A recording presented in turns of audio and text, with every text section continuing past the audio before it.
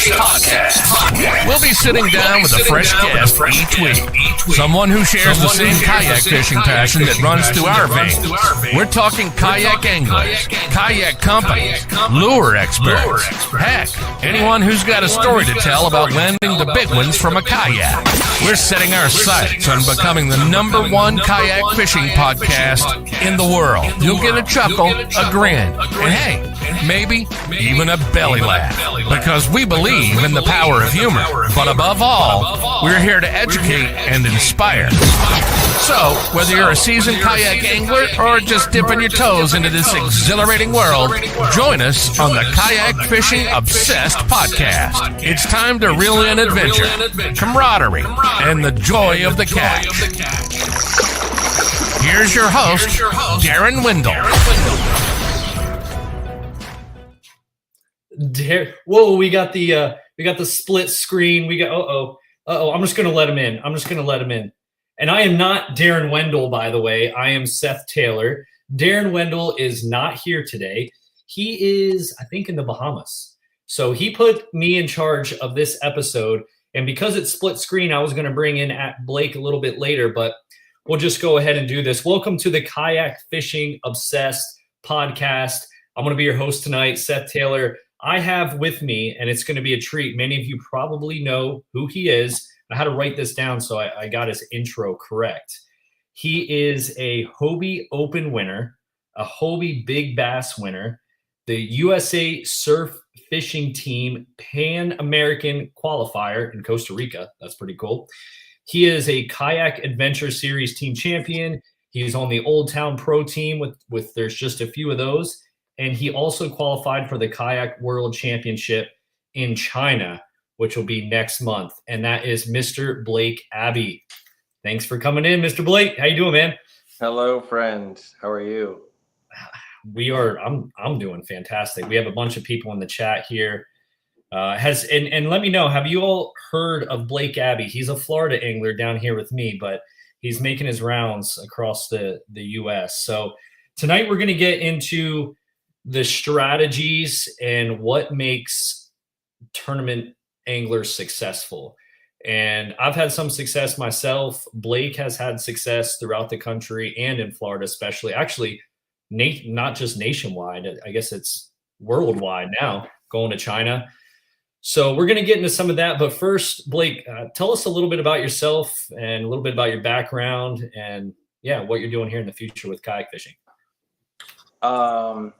I started kayak fishing in Sacramento, California on the California Delta.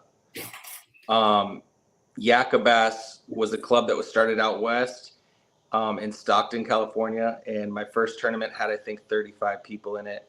And I came in second place. Matthew Brandon came in first place. I showed up to my first ever kayak tournament with 0 tackle. I left all my tackle at home.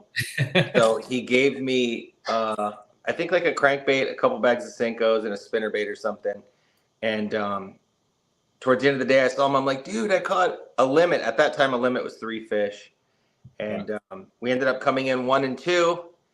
And I was hooked for life. You know, I fished a couple Yakka Bass events, and Yakka Bass grew to be huge out west. They're getting like 100 guys. Anthony Garcia, who's fishing the Bassmaster Opens this season, was a Yakka Bass guy. A lot of very talented anglers out there. But when I moved to Florida, I kind of just stuck to kayak fishing as a hobby. A little bit of guiding here and there. I kind of got into snook fishing, saltwater fishing a lot. And then last January when I fished the Hobie Open, that was my first national event, and that was on the Harris Chain. Oh, yeah. How'd you make out on that event? I did good. I had 2 good days. And then after that, I realized I was like, oh, this is doable to be competitive. And then, I went to Lake Norman last year. I went to Cayuga Lake, which is up in New York, one of the Finger Lakes. Absolutely incredible. So not only is the tournament fishing competition mode in me level 10, but just traveling and exploring and I went to Costa Rica 5 months ago. I was in the jungle. There was crocodiles at the dock, like, so it's crazy how, when I talk to people, and I tell them about this kayak thing and I tell them some of these things, they're like, I had no idea that you could do this. Russ Snyder, and I think 3 other guys went to Italy last year to fish on kayaks. Yeah. And there's huge opportunities. And folks that are listening in, when he says he had 2 good days in his first Hobie event, he means he won the entire event with like 225 people. So he had 2 exceptional days. But yeah, the opportunities, and that's something we can get into a little bit later, the opportunities in fishing, which I'm just starting to, not fishing, kayak fishing, I'm just starting to learn a little bit about, and thanks to you as well. There's some big things out there. So when I did the introduction, I mentioned I'm going to look over here in my notes here, the Kayak World Championship. Yeah, China. Brian Nelly, who owns Push and Water Charters down in South Florida, he's been going, I think, for a decade, maybe 9 years. And there's 22 countries that come in and fish. It's like the China Open. It's like the U.S. Open for golf, but it's kayak fishing. So we're going to fly into Shanghai on the 17th of next month and spend 3 days kind of just playing tourist. And then there's a 6-hour practice period for this event that you're allowed to use live scope and Garmin and electronics. And then there's a 3-day tournament where you can't use anything. Yeah. And we're going to be fishing for topmouth, different species of fish. They're called sky gazers. I've been watching some YouTube videos. So they're kind of like ladyfish and snook. So for people who fish saltwater or inshore, and if you know what a ladyfish is, if you're familiar with that species, or a snook, they're predator fish. My friend Seth knows about fish with a jerk bait. I've seen a lot of videos of them freaking hitting repel. It's like 20 pounders. So, there's a little bit of nerves, I think. For me personally, there's not, but I also like grab alligators. So I feel blessed and honored and privileged that, Brian asked me to go. And, I had an opportunity to go last year, and I was kind of like hesitant because I was going to Costa Rica and I had all these things going on. I have 2 kids, and I know Seth has 3 kids. So, I'm trying to like find that perfect balance of family time and chasing the dragon or the dream, so to speak, because I'm an addict and like I'm 100% sold out on kayak fishing. Like when I listened to this intro, I was like getting pumped up. I'm like, dude, that's me. Yeah, dude. Yeah. Well, that's awesome, man. Well, thank you for kind of giving your backstory there. And I know Darren typically runs these until the end. It might be an hour and a half, 2 hours. Tonight, we're going to try to stick to that hour mark, somewhere around there. So somewhere around 9:30 Eastern, we're probably going to cut it out. So we're going to try to move at a decent pace here and cover some information throughout the night. If you guys have any questions, feel free to drop them in the chat. We'll post them up here on the screen, answer those questions throughout the night. But we'll go ahead and get started. So we're going to, Blake, talk about the strategies that you use. I'll talk a little bit as well to be successful in tournaments, not only in Florida, throughout the country, these national events, some of the more local ones that might have like 50 anglers, and how it differs and what you use strategy-wise, bait-wise, practice-wise for these kayak tournaments. So let's start with the pre-tournament prep. So let's go into, let's say we're fishing a national event in a month or so. And I have one in Dale Hollow. You're not going to make that because you're going to be in China at that time. But what goes into it for you when you know you're going to a new body of water that you haven't fished before, as far as research goes, before you even get to that body of water? I always go to Google Earth first. I'm 41 years old, so I don't currently own any electronics on my kayak. I'm not against them. I would never speak out against them. I surround myself with people who use it. I don't do too much YouTube stuff because, like if you go on YouTube and you Google search a lake and it's like back in 1984, I caught like 40 pounds on this stretch. I'm like, dude, that stretch isn't even there anymore. Yeah, that changes. A lot changes, especially in Florida. Like, we have hurricanes. Like I did really well in a St. John's tournament one year, and I went back on the clock the next year to go fish it and look at it, and I'm like, the whole bank was different. Every tree was down. Like, it was almost like I was in a different lake. So, but for me, before I go into the tournament, super important things for me, and I mean, this is going to sound weird, but it's like rest. Like, if I go into a national tournament, like the TOC last year killed me. It was 3 days of tournament, and I was practicing like hard, and it was kind of rainy during practice and foggy in the morning. So I was like smashing into tree stumps and all these things. So finding water that looks like it's good for me on Google Earth and looking at boat launches is huge because, dude, the Kissimmee chain this year in Florida, I pulled open the map. I live in Florida. Okay, we live in Florida. Everybody who came to the Kissimmee chain, there's like 200 people that came this year, like a couple months ago. When you opened up the Tourney X app, there was like 50 red flags on launch sites for this tournament. So even if you live in Florida, like 25 of those launch sites, maybe 30 or 40, I've never been to. Yeah. I'm like, so even though I'm like local, I'm like overwhelmed. I was sending my wife screenshots like, babe, pick 3 of these.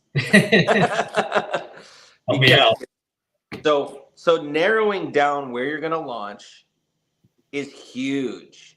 It's huge. So like if you have 4 days of practice, I was talking to Seth about this the other day. It's like he was talking to his wife who just recently did her first tournament, and Seth is seasoned. It's like he's like, I was telling her, he was like, I was telling her I would have been off this lake by 9 a.m. and on to another launch had I not had my 3 children and wife with me, because we're psychopaths. Took our kids to the Gambler Series tournament last week. I should have had some pictures ready for that. Yeah, Blake and I both fished a tournament this past weekend, and I brought my wife, and she came in a separate kayak, and my 3 kids I tethered behind me with a rope and another kayak, and Blake brought his daughter, and he ended up getting 3rd or 4th with her on the back. Yeah. And, but I strategically launched at a place where I knew that we'd be safe, out of the way of boat traffic. So if you're a new kayaker to new to tournament fishing and you're pre-fishing, find somewhere where you can feel safe and comfortable. There's certain people in our local trail that they'll go in pairs. There's a lot of pairs in these tournaments. Like meet somebody, like befriend somebody and be like, hey, be vulnerable. Be like, I'm new. I don't know what I'm doing. Like, will you hang out with me? Will you be my friend? Kind of like you did on a playground when you were a kid. Because something that I've learned is like, if you don't open your mouth, you can't eat.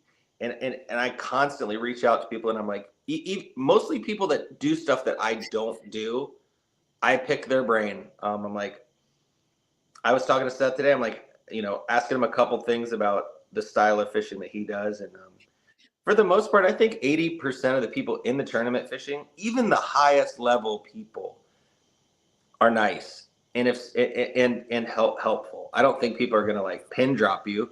I might, but yeah, there you go. That's an open invitation, everyone.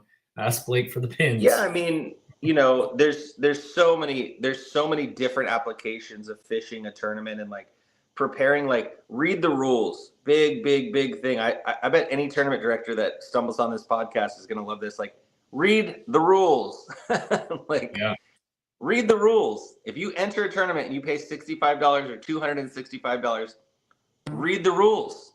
Like, Wendell, cut this clip out. Read the rules of the tournament that you're in. And especially those national ones with the no information periods. Yeah, read the rules. Yeah. Some guy got DQ'd from Kissimmee because he went on an airboat tour. It was either before or after, but I had an angler complaining to me on the water about how his buddy got DQ'd, and I was like, well, was it against the rules? And he just got mad. And I'm like, well, you just answered my question. And I don't want to single that person out, but, the worst thing on earth is to catch 100 inches or 95 inches in a tournament and, like, have all their mouths open, or, have your hand over their eyeball, or something crazy that's like, you're like, oops, I didn't know. It's like, but is in the rules. Like most of the rules that I read have pictures of how to submit a fish, like hand placements. There's like red zones and all those things. And tournament directors that I know, they don't want to DQ your fish. Yeah. Trust me, they feel bad. It causes more problems too, man. Yeah. Do you think they're like on the other side of the screen, like, "Ooh, I'm gonna get this guy"? No, they want your fish to be legal. You caught it.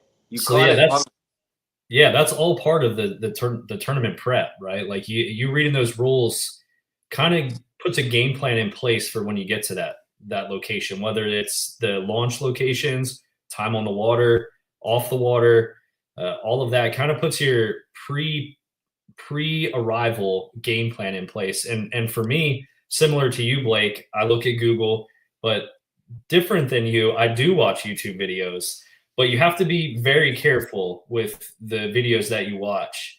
So like for me personally, I'll watch Bassmaster and MLF previous events on that body of water, similar times of the year. So for Dale Hollow, there was an MLF event there last year in April, a few weeks before the Dale Hollow event coming this year. And not that I'd go to their exact locations or anything like that, but it kind of keys me into what the fish were doing during that phase of the year. Now, I don't know what the historical temperatures are. That's another thing. I look at the weather, when we're coming up to an event, what the weather's going to be like, what the wind's going to be like. I know a lot of the folks that are probably going to listen to this were at the Bassmaster Championship down in Texas, and the winds, I think it messed up just about everyone's game plan, their original one. So there's like plan B, plan C, plan D that you got to go through. So I do look at the YouTube videos, but you kind of have to balance them a little bit, because if you look at a local guy's video, he just goes in there and rips them in a different time of year, and the pads are super shallow. Like you have to kind of pay attention to that time of year, the water temperature, and those variables that are included in that. Do you watch any of those things, or you just let it go, Blake? Well, I don't have to watch YouTube videos of the MLF and the Bassmaster people, because I talk to so many people. They tell me, they're like, "Oh, so-and-so won the MLF out of this launch in this area in 2017. Because every tournament I've ever done, there's somebody around that knows all of that information. I'm not against it. I just don't have the attention span. I wouldn't watch this podcast. Trust me. But I mean, I'm a very talkative person, and I can have a conversation with somebody in the checkout line at Walmart for like an hour. I like talking to real people, and in the national events, you're allowed to talk to competitors, and usually, like Seth, if you have personal information where you find fish, that's your information. But most people aren't hesitant to share like information that they found online. They're like, "Dude, so and so won MLF here last year out of in Stumpy Creek or something like on Lake Norman," and I'm like, "Okay, cool, I'll go check that out." But I usually just for me personally, it's so important that I find where to launch. So when I talk to people that are in the competition, I'm usually asking, I'm like, "Dude, did that area suck?" Because like eliminating water is so powerful for me. Like me and Seth, 100%, yep. We did the Ocala-palooza. He went to the marsh, which was up in Griffin, and we went to another lake in Ocala, and we were like, okay, like this area sucked, and there's not enough here. Like I think finding out where not to fish. Well, wait, we'll get into that. We'll get into the actual practice segment, which is you're leading right into that. So we'll just knock it out. So we get on site, Blake. We did all our pre-practice. You talked to all the folks from all over the country prior to the no information phase, and you found a launch that you think is going to be juicy. You're there. So now we're on site. It's day one of practice. You kind of have areas, am I right, that you have a couple locations that you want to check out? How many locations do you have? I think let's say you have 2 practice days. Yeah. How many launches, how many locations are we looking at? Like 2 to 3 to 4. Yeah, right. A half day because usually I'll find something in 2 launches. I don't when I went to Cayuga, like there's bass everywhere. Like the first day I went to Kayak, I launched on one side of the lake and I caught like a bluegill or some like panfish in 4 hours. The second day I went all the way across the lake to a new launch, and I had like 19-inch bass in my hand in the first 20 minutes. So I'm like, oh, okay, this is it for me. Yeah. Like you don't leave fish to find fish. So I think if you have like, okay, Bennett Nall is a kid that I really like, and I follow him on Instagram and Facebook, and I'm a little chummy with him on text, but he had nothing at practice at Lake Fork, nothing. He's like, dude, worst practice of my life. I have nothing.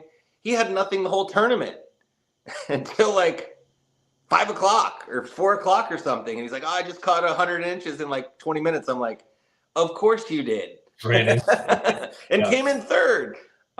So, you know, I don't know what section this is leading to, but like I've had sick practices, 107 inches down at Fellsmere this year. And I was like, I'm going to win this tournament. And then like there was no fish there. So practice can be tricky, or, you know, if you're on the clock in a tournament, my recommendation to anybody and everybody would be just fish as hard as you possibly can, as long as you possibly can, never give up. All the cliche sayings, like keep grinding. If you're fishing an area that you thought was good during practice for 6 hours and there's no fish there, like go on a long run, take an hour to like reset, you know, because it only takes about an hour to catch 100 inches. So what are you throwing in practice? How do you cover water? So you get in, you're at your first spot, you didn't get anything. It wasn't good. You maybe caught a fish, whatever. You get to your second spot. What are you throwing to cover that water? Be efficient with your time and your minimum amount of practice time. It depends on what time of year, but I mean, a rattle trap is always a good search bait for me. You can cover a lot of water fast. I'm not much of a jerk bait guy. I'm like an old school, like I say rattle trap, that's a brand. I guess like a lipless crankbait. So a lipless crankbait, you know, you can burn through the water column. You know, if it's really cold, I fish a Cinco all the time, but I fish it fast when I'm practicing, like looking like I'm target casting. So I don't like cast my Cinco out and like hop it back in or reel it back in. I'm like, you're not going to dead they don't stick bite it with it. I'm like, there should be a fish there, and I put it there. And if they don't bite it, I'm reeling it in. I'm like, there should be a fish there. I put it there, and I'm reeling it. Like my cast is over within 5 seconds. So if you catch a fish at that spot, is that a good spot, or do you have to catch a second one? You have to get a second bite. I mean, I'm always looking for 3. I don't, you know, I'm always looking for 3 bites. 3 bites is for me. That's my formula. I don't like 1.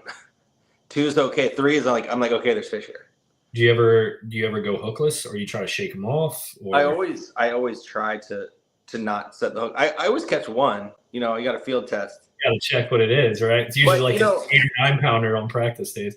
I was talking to Brian Nelly about this today, and I was talking to Ewing Minor, another kid that I really respect and I think is an awesome fisherman. I was kind of clowning on people who catch all these fish during practice.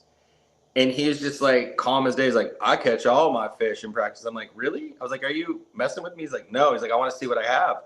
So I'm learning and growing all the time, and everybody does everything different.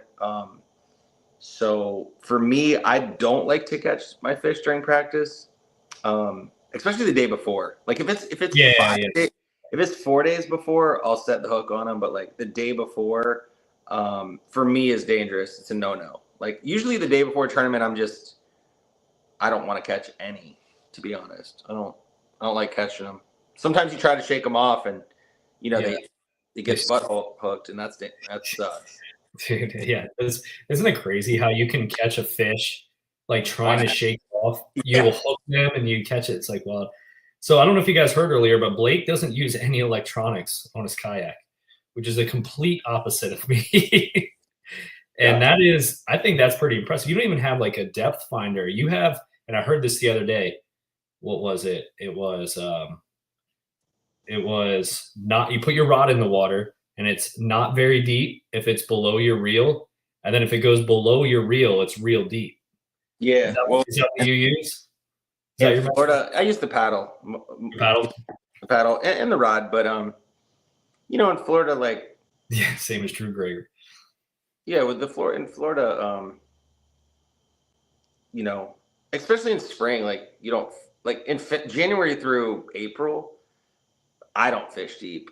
I mean, I know there's I think people are finding out now, not now, but in recent development, people are finding out where new fish patterns because of the technology. Mm-hmm. People are finding out, they're like, dude, there's most likely been fish offshore since the 80s, but people just didn't know that. They didn't know that there was clusters of them just sitting, in 8 feet or like hanging out on tilapia beds in the middle of the lake. I mean, those are things that people are finding out now. And I'm consciously trying to only speak about what I'm for in life in general, kayak fishing and in life in general, and not what I'm against, when it comes to politics and all that. Like, a lot of people spend a lot of time on the internet going, dude, everybody's cheating, forward-facing sonar is a joke, and it's not fun to watch people catch huge fish on their using technology. And I'm like, it's not that much different. I mean, like, but maybe I'm lazy, maybe I'm stubborn, maybe it's ego. Like, I can't figure out why I don't do it or why I'm not. Maybe it's because I'm like, how they say if it's not broken, don't fix it. Like, I haven't had like a long dry spell of failure.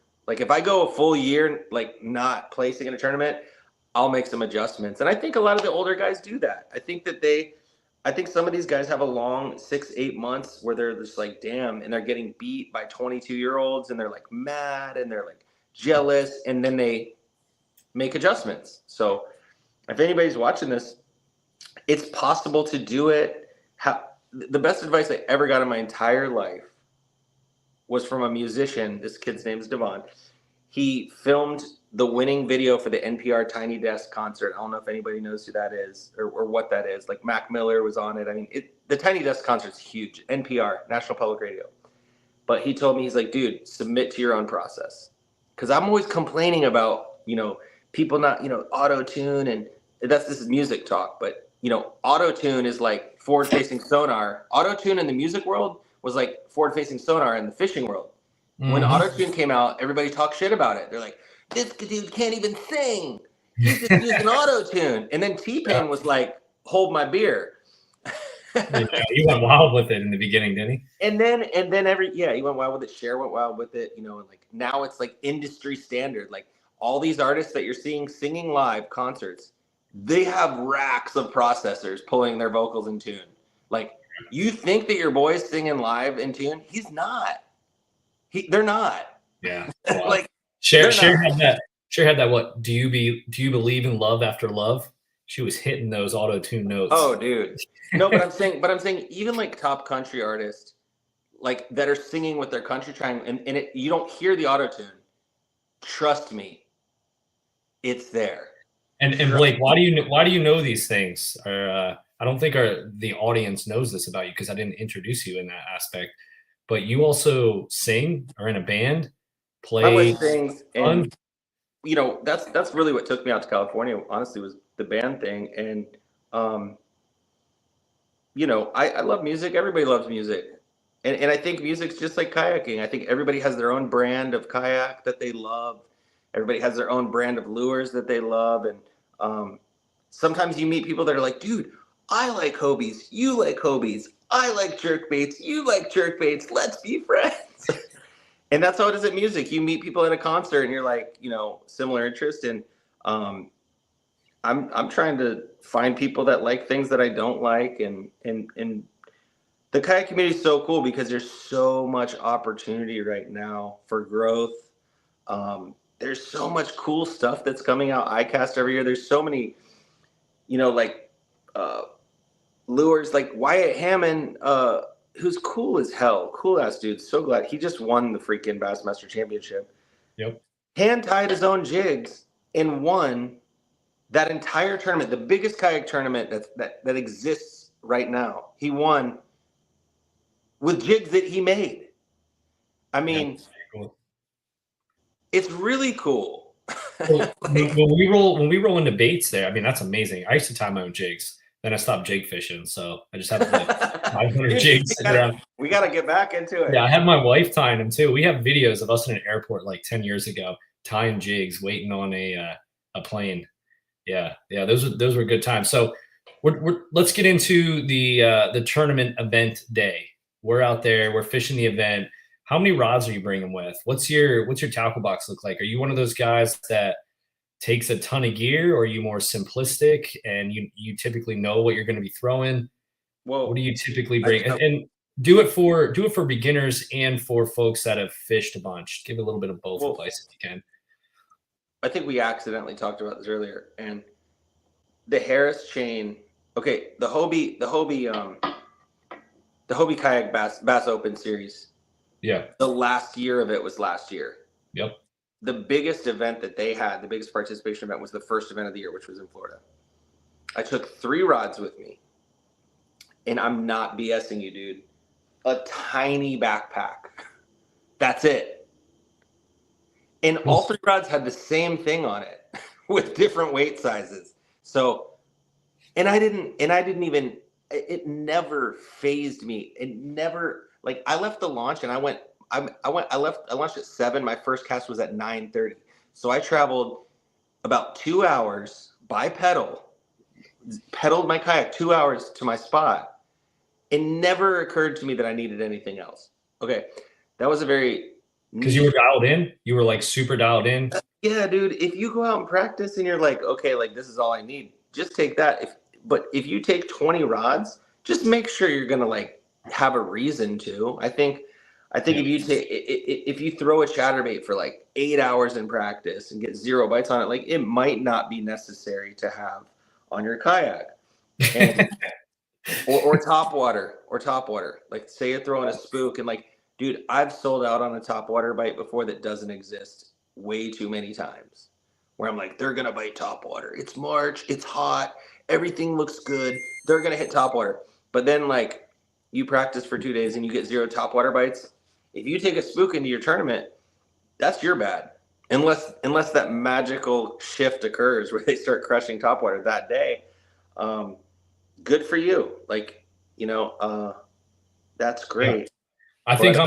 I think I'm along the same lines as you. So my practice, I try to get as dialed in. If I have more rods, I think everyone kind of knows this, but the more rods I have, unless it's like a variation of weight or technique, if I have like 10 baits tied on, 10 different baits and all these rods, it means I don't know what I'm doing that day. Like I didn't find them in practice. Yeah. I don't know what they're biting. If I have 3 rods or 4 rods and they're just like different weights, like an 1/8 or a 3/8, just because I'm on a different part of the water column, or a deep diving jerk bait, shallow jerk bait, different colored jerk bait, it means like I'm on them. Like I'm going in with, I already caught them on this. I have the highest expectations that I'm going to get out there and rock them with this bait. So I'm more of a even though I have all the electronics, like love the electronics. When it comes to like baits, rods, things like that, I'm pretty simplistic. Like, and I have all this weight now. I have these batteries. I have a 60 amp. I have a 120. I have a live scope. I have the mount. Like I have all this extra weight now. I try to be simplistic with my baits. I usually get here I actually have one here, just by chance. I don't even know what gallon Ziploc bag this is. One gallon? I don't know. A bag like this, and I'll put my baits in for that day of practice or that day of the event. And that's just what I have all my baits in. And then I have a terminal box and we just rock it with that. Otherwise, I will bring way too much stuff and I'll get distracted and I won't be as focused, I guess. Well, and yeah, I mean, you have less chance of like those mishaps where you go to cast and you get caught in another rod behind you. And then like only God knows how those things get that tangled, because like even if you tried, but as you were talking, I was listening and thinking, the past 5 or 6 tournaments I've done, I've taken 7 rods. So, and I usually have 3 rods, like with different weight sizes. And as I was thinking when you were talking, it's like, it's for time management. It's not because 100%. Yeah, exactly. Like even when we were talking about the fishing tournament with our wives, I was like, maybe you should take 2 rods with the exact same thing, because her retying speed would take a while, and then she might tie a knot that's like compromised or not. That's just maybe not her strength. And people that are new to the tournament, like, take your time getting all your gear ready, So in a tournament, say you break off, right? You could just boom, you're back in the action. You know, if you're on a school of fish and you break off and you got to reach behind you, you're like, oh, where's my other this? And I don't even know if I have the same one and all that. It's like, take two. If your bite's on a freaking, you know, crawdad pattern, you know, crankbait, take two. Go out with two. Maybe Just go out with one. Don't use swivels. Just don't use swivels. They mess with the action. Don't do it. Don't. You use swivels, Blake? No, God. Oh, not to say. No. Don't use swivels. Dude, I don't use swivels. And I was just you were leading me into my next point, which is don't wear Bass Pro Shop hats unless you fish. Oh, yeah. You sent me a message the other day saying, what's up with all the people that don't fish that wear Bass Pro hats? Dude, I don't know if it's because they're $6 or because they look cool. I don't know. But like, I've just noticed like the amount of people that wear Bass Pro Shop hats. And I'm the guy that walks up to them like, hey, what's up, man? You fish? And they're like, no, get away from me. Why would you say that? You really do ask them that? Oh, yes. I'm like, dude, I was like, do you know any good spots around here? And they're like, why are you asking me these questions? I'm like, your hat, the Bass Pro hat. Yeah. And this is also the guy, everyone, that he has a TikTok, Instagram video of this old lady that came up to him and was making fun of his fishing outfit and his fishing sandals. And I mean, he has like bass sandals on, like the shape of, do you tell me you have them on right now? I don't. No. Oh, dang, man. How many video views did that get for you? Like 4 or 5 million or something? Something crazy. It was nuts. Shaquille O'Neal posted it. So, Shaq? Shaquille O'Neal posted it, and then it ended up on that show Ridiculousness with Rob. Did it really get on Ridiculousness? Oh yeah. Oh dude, that's awesome, bro. So there was so many layers, and there's so many layers to these viral videos.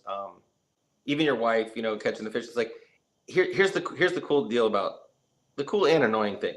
Somebody will rip off your wife's video at some point, and make a meme out of it, and it'll have a whole nother like life set of views. Like there was like a t-shirt company or a shoe company that took the old lady video and made like a meme out of it. Like, cause she was ragging on how I was dressed, right? She's like, you don't even know how to dress. Like, you don't dress right to fish, and look at your ugly britches. So she's like berating my outfit. But a clothing company took that and used it as a meme for them. So they had like 26 million views on theirs, and I'm on Instagram. I'm like, hey, you guys want to like maybe, I don't know, photo credit me or I don't know, something. But it got to the point where I was past that because I was like, I almost feel like it was a miracle. I feel like God saved me from being a TikTok, like hokey, you know, like exploiting an older woman for clout or like internet validation, because like it did cross my mind. Trust me. I was like, dude, I could like bank on this. But then it's like, that's just the first thought, you know, like that girl, Haley Welsh, who talking about spitting on her dude's wiener. Like, that's her whole legacy. I'm like, thank you, Jesus, that I don't have to like live, you know, being the kid that's exploiting somebody's grandma. But anyways, that one went crazy. It went nuts overnight. There was like 900K on the first night. And the notifications for those just nonstop. Like But here, you know, Blake, Brian Nelly, the guy that I'm going to China with. Yeah, he had a tarpon jump on a boat. I saw that. That video has like 100 million. Yeah.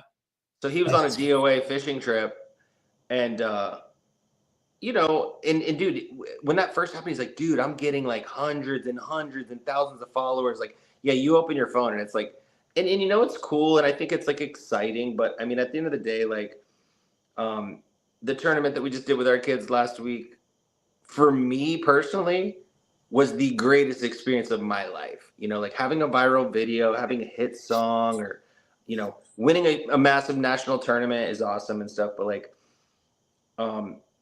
there's a lot of dudes in this kayak tournament scene, even on the highest level, that are like genuinely friends with each other and good people.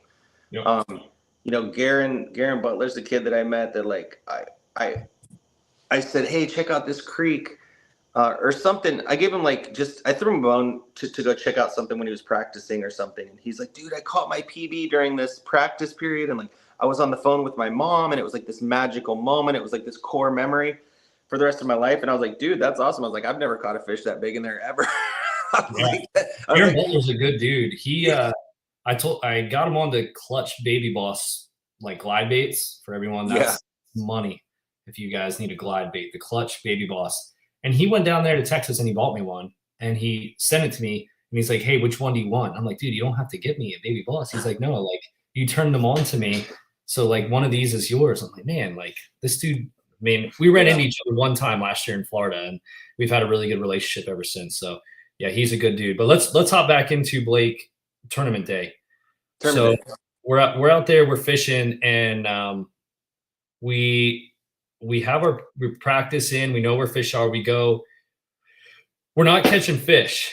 Do you move a lot, or do you like to stay in that area and try to pick it up, or do you just move to a different spot? What do you typically do? I like to move a lot. Like, so if I go to like my A spot and they're not there and they're not biting, I'll move a lot, but I'll always go back there like 3 hours later or 4 hours later. You know, I mean, if you have an A spot and it's not firing in the morning, it's never going to hurt you to circle back at 1 o'clock or 2 o'clock, or, you know, just a Hail Mary end of the day. But I love moving and grooving. If I'm not catching anything, just to answer your question so I don't get sidetracked, if I'm not catching anything, I'm not fishing there. So, dude, Well, how long does that take? 20 minutes. 20? You only give it 20 minutes? 20 minutes, dog. If I'm getting dude, if I'm not getting a bite in 20 minutes, I'm out. Yeah. That's my style. Do you typically have an A, B, C, D, E, F, G spot? Like you just go right down the list, or is it more? I like to have all that, but it depends on how much time you put in prior. I mean, you know, prior planning prevents piss poor performance. You know, so if you got a lot of time and you can be on a lake for 3 days before the tournament, you should have A, B, C, D, E. Unless you just got like a couple A spots. Yeah, that's always nice. That's ideal. Well, what would you say? And I've thought about this a lot, and I have a percentage in my mind. So there's some variables to it, but a successful event, whether it's, you know, a local one in your state Bass Nation or like a big Hobie, a Bassmaster, what percent of, you know, 100% out of 100%, what percent of that success comes from your practice periods and your planning, your scouting, and then what percent comes from the actual execution of the event? Maybe like 70-30. I don't know. 70-30. I mean, you have to fish clean to win. Like, unless you just are on them, where you can miss a couple giants. But I mean, some of these tournaments that we've done this year in January, February, dude, Florida got cold. I know that's like a joke to the people watching this, but when it gets cold here, and when I say cold, it's relative. Like, these fish don't bite. Like if you can catch 6 fish in a day or a limit, like it goes a long way. Even that Arizona event, the first one of the Bassmaster year, I mean, like, it was like 10 people. Yeah. Caught limits, cash checks. So what I'm trying to say is, like, you have to catch your bites. You can't get 4 bites or 5 bites and miss 3 of them. You're doomed. You know, like if you get 5 bites and you catch all 5 fish and they're all like 20 inches, like, you're good. So preparation, when I say practicing, like, you know, practicing and preparation are both hand in hand. But as far as like locating fish is obviously key. I mean, it's nice to go into an event where you're like, dude, I'm on them. That's the first question I ask anybody, like in person. Like if I go out to dinner with somebody, I'm like, you on them? And you can tell by the way. Yeah. Like, I caught a couple. Like, yeah, I'm like, I got them. Are you on them? And some people are like, yeah, I'm on them. And then, you know, dude, I was talking to Wyatt going to the basketball. Like, you on him? He's like, oh, cool, look at 10 in practice. I'm like, you're on them, dog. Yeah. Well, I was gonna say the percentages for me, I was at 75. Like 75. Practice is everything. Yeah. Like 75% practice, 25% execution or day of. It might be a little bit lower, so it's probably closer to 65 or 70, like you said. But the practice is just crucial, because if you can find them in practice, you make your time on the water so much more efficient. Confidence. Your confidence. You go right to where fish are. You know there's solid fish. You don't have to go explore, or you don't have to cast up in 2 feet of water because you know they're not really up there. You don't have to go hit that point because you've already hit it in practice. It's like you can hit your spots. You go to A, you go to B, you go to C, you go to D. And I always catch myself like in between spots, I'm like, oh man, that looks good. And then I'll start like throwing a couple casts, not catch anything. And then 15, 20 minutes goes by of me just wasting time. I'm like, I just got to get to my spot. Like, what am I doing? Practice here. So for me, like, I think my success on the water has been primarily due to good practices, like finding fish. And I split it up like you do a little bit. For if I have 2 days of practice, I try to hit 4 spots. And the 4 spots, I might go in for like a half a day and trailer out, even though I'll put it in my truck, whatever, go to a different ramp, hit a different section of the lake, and have 4 locations in 2 days. What I don't like to do is hit one location on day one and then just, if I'm not catching them, just keep going further, like from that same, like I like to just get away from that entire spot entirely and try a different section of the lake, a different pattern, something like that. So I think practice has been like the biggest thing for my success, and the cheat box as well for everyone out there listening. And Seth, just to like elaborate on what you're saying, eliminating, like you said it by not saying it. Like you're like, if you pull up and fish for 15 minutes on an area that you fished in practice twice and got 0 bites, and then you go there in a tournament and get 0 bites, like you're like, why did I just need to get to my spot. Yeah, it adds up. Those little things. That's the point of practicing, though. So you're like, okay, like this is dead water. This is good water. I go past the dead water to the good water. Like we don't stop and fish the dead water on the clock. Yeah. Seth just grabs him by the tongue. That's in reference to. Oh yeah. That Colin B. Basson posting the Seth just grabs him by the tongue. That's what my wife called that 9-pounder, and I was so excited, I didn't know what to say, so I told her to grab it by the tongue when she was landing it. But what I meant was grab it like near the tongue, not like grab the tongue. Grab it near the tongue, by, like next to. That's not really what I meant. The thing is, it makes it so authentic though when you're running a camera and you're excited for your wife and you're like, grab it by the tongue, because like, dude, when I get excited, I say off the wall shit. Yeah. Or I say something, like I'll watch my video. I'm like, what was I saying? Yeah. The other big one she caught was like 7 pounds, and I told her to stick a finger in it, like stick her thumb in it. I was like, man, I don't know what I'm saying on these. So anyway, all right. So in an event, we typically try to do the best we can, obviously, but sometimes it doesn't work out. Are you one of those folks that spin out, Mr. Blake Abbey? Do you start spinning out there, or how do you get together and execute? One time in November of last year, I spun out, and then I just learned. I was like, okay, like since then I haven't. But no, one time in my entire career, I say that loosely, have I spun out in a bass tournament where I just was unable to fish, and I just like lost control of my emotions like a 5-year-old. Started blaming other people, and I just looked in the mirror. It was a long drive home. It was like embarrassing the way I handled it, and just worked through it like a human being, But the answer to that question today is no. I don't. I really don't. I'm competitive, so I get bummed, but like only for like an hour or two. Dude, after a long day of fishing and like no sleep, you wake up at 3, you freaking get all this stuff ready. After a long day, like I don't think that anybody is going to feel good about catching 0 fish in 9 hours or something of that nature. Catching 1 or catching 4. Catching 4 is the worst. And people are like, what's wrong? Are you okay? You're like, no, I'm tired. I'm like irritable. I've heard you mention before your strategy to separate yourself on the water from other anglers, and that's just like to outwork them, essentially. I'm maybe putting words in your mouth, but to get more casts than them, to get more targets than them. Is that something that you take to heart out there when you're fishing? Is that like one advantage you feel like you'll have over the majority of the anglers, is to get more solid casts on targets throughout the day? I mean, I don't know how this isn't going to come across wrong, but I'll just say it because I'm not scared. But I've seen other people fish. I've watched other people fish, and like sometimes people like eat sandwiches and like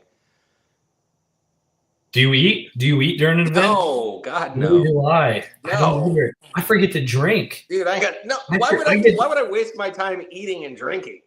I'm like dehydrated in these like late summer southern events. Dude. I'm like, dude, I need to drink. I forgot. I have water here.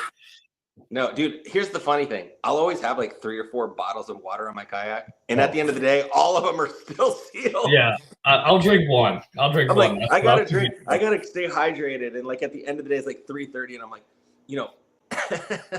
Yeah, it's tough to remember because you're like such in the moment, like your adrenaline's going. Yeah. So I've asked this before to a couple guests that we have. Do you have a fish that you lost or a situation that is just imprinted in your brain for bass fishing on a kayak? Like any individual fish or situation that you cannot get out of your mind that really stung? Just so we can tell. Oh, hurt. Painful.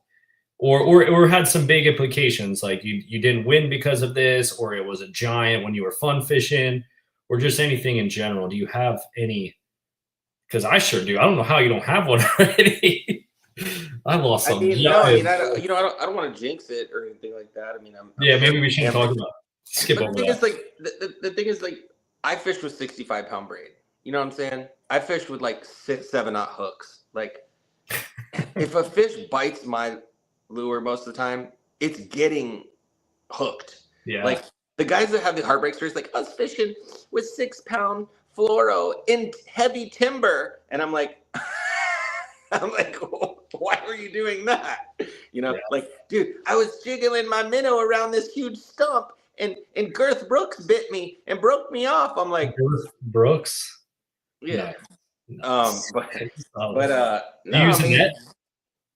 You know, no, I mean, I don't have any specific fish that I have like that flashbulb. Huh? Do you use a net? I didn't for the longest time. I didn't at the most recent event that we did, only because I forgot it. In the Hobie one that I won, I lost my net at like 7 o'clock. So, how did that affect your day? Well, did that like bring you down a little bit? Like, not at all, because I'm so used to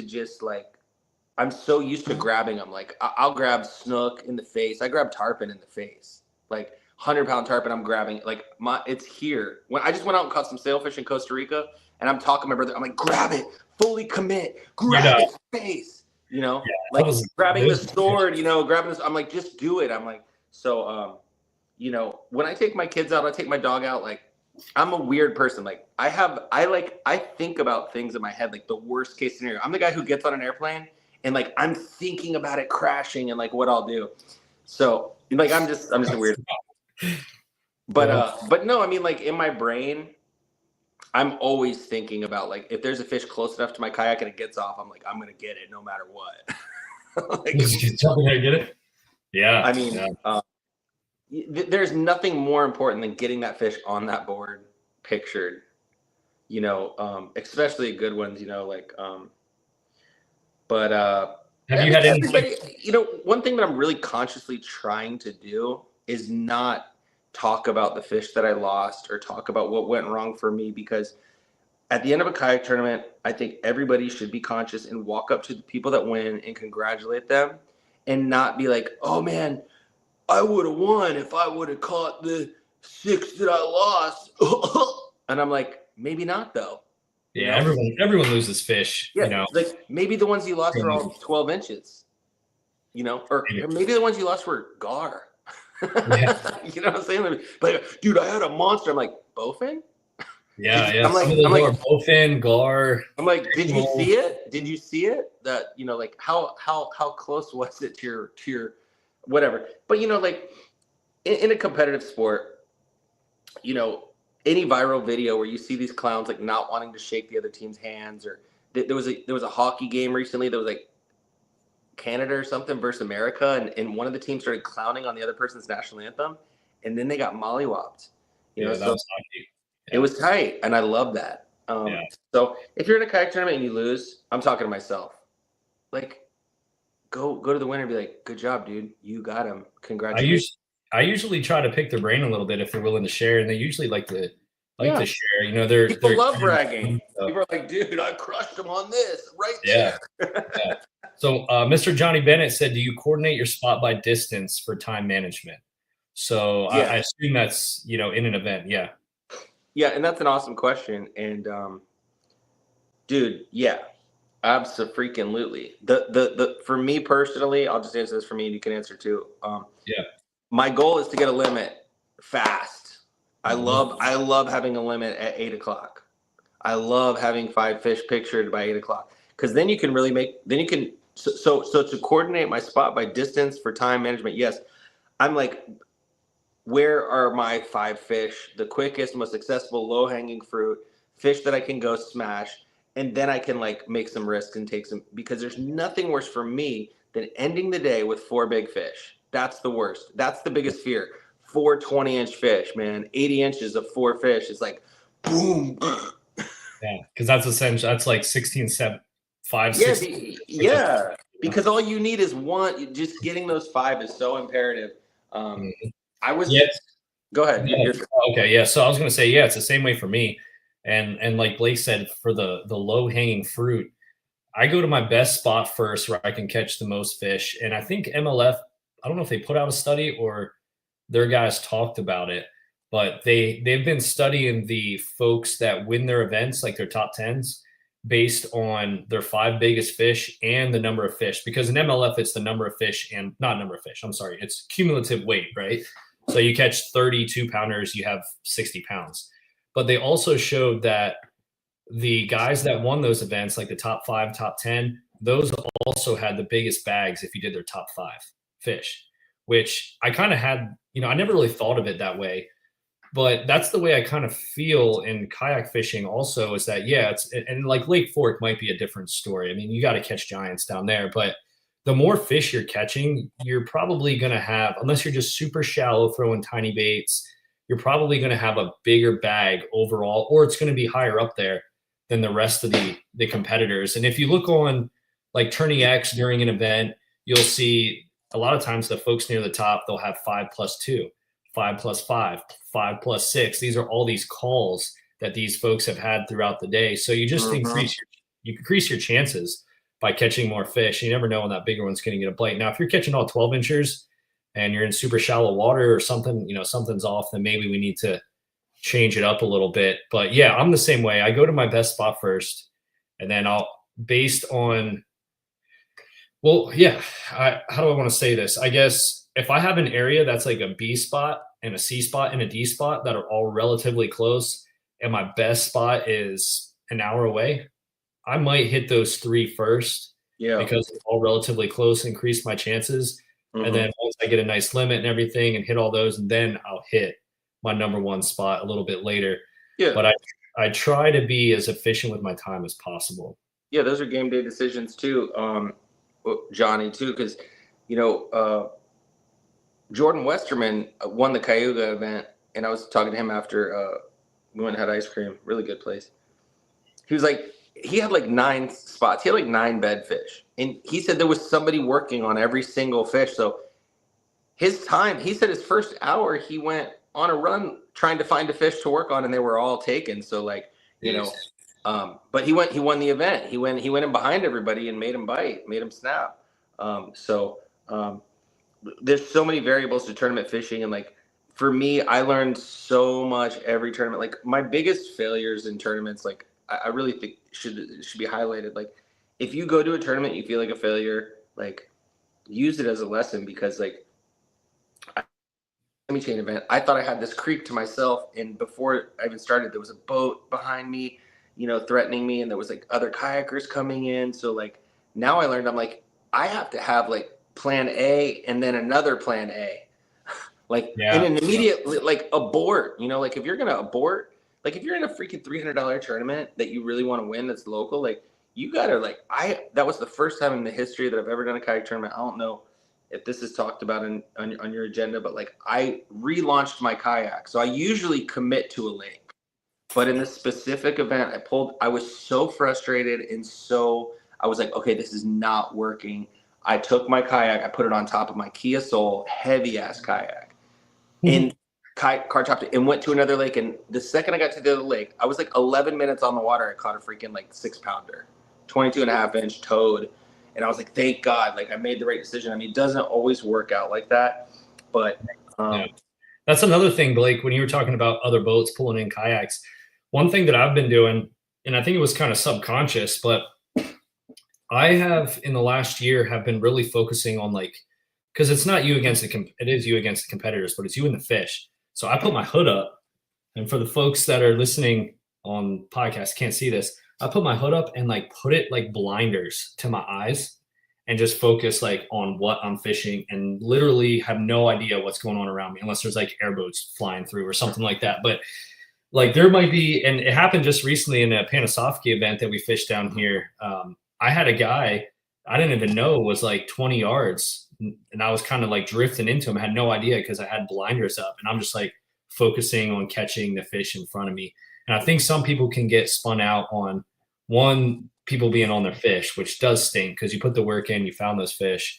And I know like if you're fishing Bassmaster Opens and boats, that is a huge problem with those massive fields of like 200 and however many anglers and stuff. But also if you're seeing other people catching fish, I think that can impact people as well. So I put my blinders up and I just focus, and I've considered putting AirPods in, but I also want to hear like if a boat's going to come run me over. So someone just asked a question here, and we're at 9:30. So we're at an hour. So we're going to, as Darren would say, land this plane pretty soon. So Southwest Indiana Outdoors said, just fished my first tournament of the year and skunked. Halfway in, I almost moved lakes and wish I would have done it. Yeah. And I would ask, did you happen to practice? I know a lot of folks, including myself and you, Blake, it is tough to get practice in because, especially for local events, because we're working, man. Like we got families, we're working. It's tough to get out there prior to it. But you know, just to respond to you, if you're still watching, you know, that's exactly what I was saying. Though that's so awesome that you had that experience, and now today you're like, I should have done this.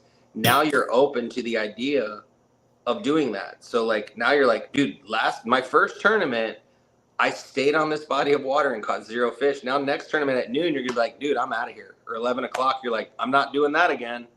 Yeah. I'm not staying on this dead water for 8 hours. And you know, if you do have the time, go check out another lake during practice. That way, if you start on Lake A, you can be like, in your brain, you're like, okay, I know how far this Lake B is. You know the distance. It's 15 miles. I know what the launch is like, you know, because it's so freaking important to know like how fast. I always put a clock on when I'm launching my kayak. I'm like, how long is it going to take me to get in the water, out of the water, all the variables of like time. So from me pulling out my kayak to getting the next one and making that cast, what's that length? 45 minutes. Okay, that's doable. It's 11 o'clock. I could be casting by noon on this other lake. Then I have 3 hours to catch a limit. Totally doable. Now, if it's 2:45 and you think about switching lakes, don't. Yeah, just gotta find out. Just commit. Just commit. You're like, I got 15 minutes left. But well, Blake, that's awesome though that you had that experience and you learned what not to do, because you know, learning what not to do and eliminating water go hand in hand, and learning how to like be a gracious loser and not give up. I mean, dude, there's a lot of people I talk to that are like, I've never won an event. It's like my dream to win an event on any level. And I'm just like, I'm like, dude, keep doing it, keep grinding, keep putting your head down. Like, you know. Yeah, the more events that you fail at, the more you learn. You really do. Like, as long as you take lessons from them. I have a notebook. I don't have it with me, but every tournament that I fish, I follow up and debrief myself from that event. I put the weather conditions, the practice days, the date, the location. I'll put what I use for bait, where I practice. I'll put GPS coordinates in there, all that good stuff. So it allows me, especially in the state of Florida, but nationally as well, it allows me to go back in that book in the following years and look, if I go to that same lake or a lake in the same region, I can see what I did, how I failed. And I also have a little section there is what I would do differently, which is, you know, that one's hard to swallow. Like, you know, those are the mistakes that you made in your head throughout that event that you could change. But Blake, let's leave him with some juice here. Yeah. If you could, I guess just an overview. If you could just leave these guys with just an overview of what would help them, or what made you, if you think like the top thing, and this might be a hard question to answer, but what's the number one thing that's made you successful in the events that you fished so far? And then we'll plan and get on out of here. I absolutely love fishing. Like, I love fishing. I'm fishing when I'm not fishing. I'm at work. I was hanging doors today in Ocala, Florida. And I was texting my friend Brian about, like, we were sending each other Google Earth shots of a freaking lake in China. I swear to God. And we were talking about, like, line size and, like, pairings of braid to line and leader size and, like, gear and travel rods. Like, who makes the best travel rod? You know, like, I got to get. So anyways, what makes me successful, the juice is, like love what you're doing. If you're a gardener, if you're, like, a doctor, if you're a lawyer, if you're a, you know, grocery bagger, a broom sweeper, like, you know, do it as if you're doing it for God. Like, give everything, you know, like, sometimes it's really hard to do, but if you put on a new set of glasses and you look through that lens, you're like, I'm going to go out, like, every tournament I do, I pull out of my driveway, like, I'm going to win this tournament today. And, like, if I don't, that's okay. Like, I'm not a psycho obsessive winner, but I'm like, if I'm doing my best and I'm giving everything I have, like, I think I'm in contention to win. I love fishing. This is what I do. Like, I sold out on the idea. I'm like, I'm going to be a professional fisherman. I'm going to figure it out some way, shape, or form, you know, like, and if I don't, that's okay. Maybe I'll be like an amateur fisherman who tried to be a pro, but still exists in that space. Like, you know, if I miss the mark, even if I fall flat, I'm still going to land in, like, the second, third, fourth, fifth, sixth, seventh range, you know, like, and, along the way, I'm going to meet a lot of really cool people. I think if you go into these kayak tournaments with, like, this attitude of, like, the fellowship, and you're like, dude, like, you know, a lot of times there's bowling leagues and tennis leagues, or you know, like an adult softball league, you know, where, like, all these guys get together, drink beers and, like, hit softballs. Like, this is our thing for that. We're just, like, a bunch of, like, really interesting, quirky people that are in this kayak scene. There's like a lot of really weird, interesting people, and, like, there's a lot of stiff people who are serious, and there's a lot of people who are like, oh, you know, I'm scared. I don't know if I can win. And I'm just like, you can. Yeah. I saw a Mikey Balls video. I'll end on this. I saw a Mikey Balls video just recently, and I forget who he was talking to, but it was an ex-pro guy. He used to be on the Bassmaster Tour. And one of the questions was, how do you, like, he's speaking to people that are going to be fishing the Bassmaster Opens. These are on boats, but I think it pertains to this as well. But he asked the ex-pro, what advice would you give to folks that are thinking about making the Bassmaster Opens and their chances of potentially fishing professionally? And the ex-pro said, you're not going to make it. And I was like, oh man, that's not nice to say to these folks. But then he followed it up. He said, but if you're one of those guys that when you wake up in the morning, you're thinking about fishing, you're on your phone, you're looking at coordinates, you're looking at lakes, you're looking at points, you're thinking about your next tournament throughout the day, you're checking out videos throughout the day. And then before you go to bed at night, like, the last thing you're thinking about is, like, your next tournament or your next event or rigging up your rod or for your next event. He's like, you might make it. You might be the 1% that's going to make it. And I think a lot of us kayak fishermen are that way. Especially, like, the really successful ones, is they, like, just love to fish. They love to prepare. Like, winning is the highest thing, you know, in many of these events. You know, there's awesome fellowship and everything, like you said, Blake, but, like, winning's what we want to do. But the preparation into getting there is, like, so much fun. Like, I just love it. I love it. And I love the team aspects that are kind of coming around now, like the Kayak Adventure Series team that Blake and I did. There's the team Kayak Series is the other one. Russ Steiner and Jordan Westerman just won the Kayak Adventure Series, the second one in Paris, Texas. It was a one-day shootout. Yeah, and it's so cool. Like, there was the knucklehead as well, which I did with Darren, and that's how I met Darren, actually.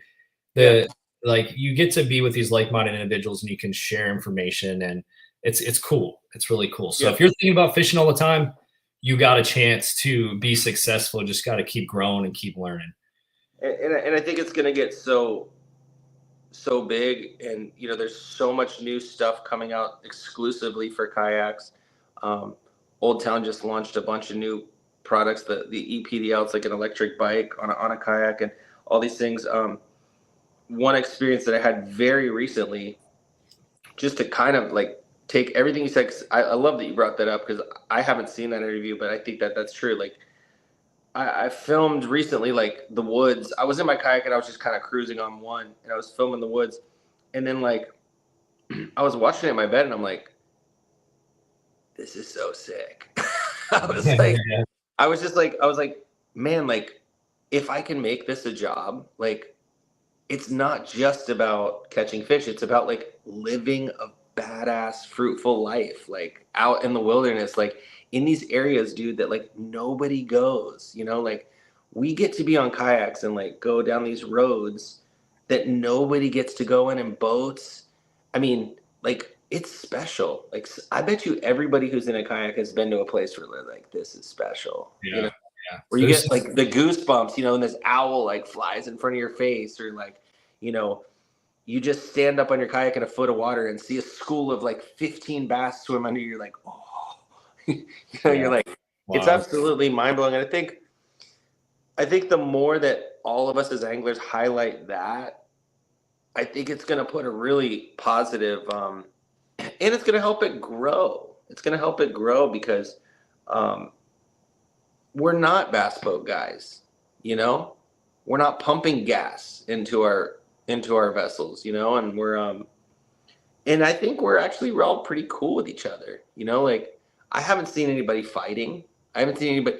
I see some like big time assholes out there on their boats. I mean, I don't want to do this right now. I don't want to like talk. That's a whole different story. We'll have Darren talk about that next week. Darren, you can pick up where we left off. But Seth, man, thanks for reaching out to me, and back to work tomorrow, and good luck at Dale Hollow, buddy. I mean, like it'd be so cool for you to recap this video and talk about your practice, and with the trophy on the desk.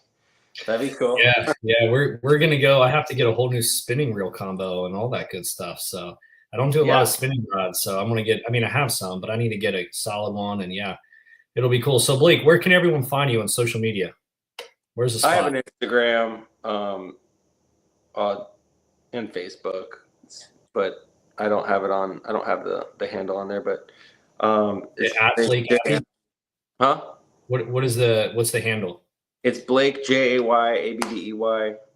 Blake J Abbey. That's my real full name. Yeah, go check out some of his videos that have like 4 or 5 million views. It's wild. The TikTok, old lady. TikTok, I got like 22,000 followers in a day, but it's all because the old lady video and stuff. And like I love memes, dude. I'm freaking meme lord. Like I love memes, but at the same time, like that whole fishing video with the old lady, like it was totally cool how that ended up, because we actually are friends. And I thought she was I went to her 90th birthday. She has no kids, by the way. She has 0 kids, 0 grandkids. She's a 90-year-old lady. She's really an angel. It was just a God moment where we got to like be friends. And she thinks the video is crazy. Like she has people coming up to her at the grocery stores and at the pharmacy, and they're like, "You're that old lady," because that video transcended fishing. Like in a very big way. Oh yeah. I mean, if Shaq's reposting it. Yeah, it went to another level. So that's cool. That's a cool thing that happened, but that's not that's got nothing to do with the tournament scene. And the coolest thing that's happened to me recently was watching Wyatt Hammond win the Bassmaster over there, and I read his little recap today, and it was just really cool. Like the stars will align for every single person watching this video that wants to be in the kayak tournament thing. It's like, put your head down, grind, believe in yourself, and keep putting yourself out there, like, and like Seth said, love fishing, go fish as much as you can, learn new techniques, and put yourself out there. The USA kayak fishing team, they have like qualifiers, the Bassmaster, if you fish 3 events, you can qualify for the state championship. Like if your local club, Florida Kayak Bass Trail, which we have, if you fish 6 events, you can win this championship. I think, Seth, did you win the championship at FKBT last year? Sure did. But it was by it was by the consistency of him going to all the events and doing well. And, his most recent event, I think he blanked, and, it's. Hey, what? Hey, easy now. There's a whole story behind it. I didn't upload any pics, so we're not going to get into that. So even the best have rough days. You know what I'm saying?